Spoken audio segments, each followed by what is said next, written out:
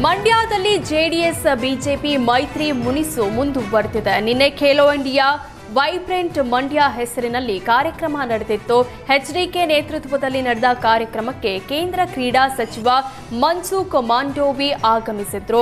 ಕಾರ್ಯಕ್ರಮಕ್ಕೆ ಶುಭಾಶಯ ಕೋರಿ ಹಾಕಲಾಗಿದ್ದ ಫ್ಲೆಕ್ಸ್ಗಳಲ್ಲಿ ಪ್ರಧಾನಿ ಮೋದಿ ಹೊರತುಪಡಿಸಿ ರಾಜ್ಯ ನಾಯಕರ ಭಾವಚಿತ್ರಕ್ಕೆ ಸ್ಥಾನ ನೀಡಿರಲಿಲ್ಲ. ಜೆಡಿಎಸ್ ಸ್ಥಳೀಯ ನಾಯಕರ ವಿರುದ್ಧ ಮುನಿಸಿನಿಂದ ಸ್ವಪಕ್ಷದ ಕೇಂದ್ರ ಸಚಿವ ಮನ್ಸುಖ್ ಮಾಂಡೋವಿ ಸ್ವಾಗತಕ್ಕೂ ಸ್ಥಳೀಯ ಬಿಜೆಪಿ ಮುಖಂಡರುಗಳು ಬಂದಿರಲಿಲ್ಲ.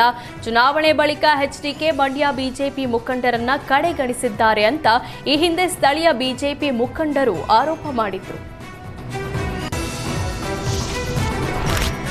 ಜೈಲುಗಳಲ್ಲಿ ಡ್ರಗ್ ಸೇವನೆ ಪರೀಕ್ಷೆ ವೇಳೆ ಹಲವರಿಗೆ ಪಾಸಿಟಿವ್ ಬಂದಿರೋದು ಪತ್ತೆಯಾಗಿದೆ. ಹೀಗಾಗಿ ರಾಜ್ಯದ ಎಲ್ಲಾ ಜೈಲಿನಲ್ಲೂ ವೈದ್ಯರಿಗೆ ಡ್ರಗ್ ಪರೀಕ್ಷೆ ಕಿಟ್ ಕೊಟ್ಟು ಕೈದಿಗಳನ್ನ ಪರೀಕ್ಷೆ ಮಾಡಲು ಹೇಳಲಾಗಿದೆ.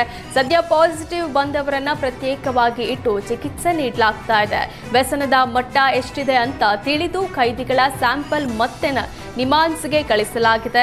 ನಿಮಾನ್ಸ್ನಿಂದ ರಿಪೋರ್ಟ್ ಬಂದ ನಂತರ ವ್ಯಸನದ ಮಟ್ಟ ನೋಡಿ ಚಿಕಿತ್ಸೆ ನೀಡಲಾಗುತ್ತೆ. ವಿಚಾರಣಾಧೀನ ಕೈದಿಗಳಲ್ಲಿ ಹೆಚ್ಚಾಗಿ ಪಾಸಿಟಿವ್ ಬಂದಿದೆ.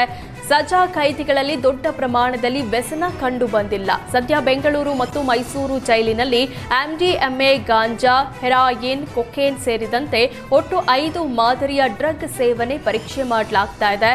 ಉಳಿದ ಜೈಲುಗಳಲ್ಲಿ ಕೇವಲ ಗಾಂಜಾ ಸೇವನೆ ಪರೀಕ್ಷೆ ಮಾತ್ರ ಮಾಡಲಾಗ್ತಿದೆ.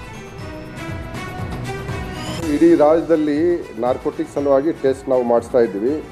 ನಾರ್ತ್ ಕರ್ನಾಟಕ ಆಗಲಿ, ಸೌತ್ ಕರ್ನಾಟಕ ಆಗಲಿ, ಎಲ್ಲ ಕಡೆ ನಾವು ಮಾಡಿಸ್ತಾ ಇದ್ವಿ. ಈಗ ನಾವು ಗುರುತಿಸ್ತಾ ಇದ್ವಿ. ಮತ್ತು ಎಷ್ಟು ಪ್ರಮಾಣಕ್ಕೆ ಎಷ್ಟಕ್ಕೆ ಎಡಿಕ್ಷನ್ ಇದೆ ಅದರ ಸಲುವಾಗಿ ನಿಮ್ಹಾನ್ ಜೊತೆಗೆ ನಾವು ಕೈ ಜೋಡಿಸಿದ್ದೀವಿ. ಅವರಿಗೆ ಈಗ ಸ್ಯಾಂಪಲ್ ನಾವು ಮುಂದೆ ಏನಿದೆ ಅವರಿಗೆ ಸ್ಯಾಂಪಲ್ ಕಳಿಸ್ತೀವಿ.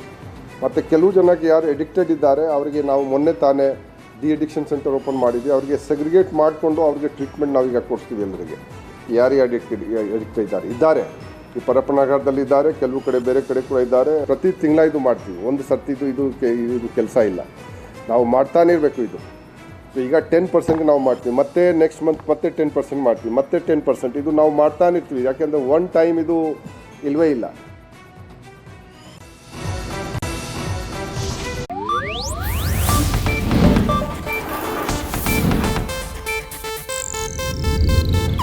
ಇದು ಏಷ್ಯಾನೆಟ್ ನ್ಯೂಸ್ ನೆಟ್ವರ್ಕ್ ಪ್ರಸ್ತುತಿ.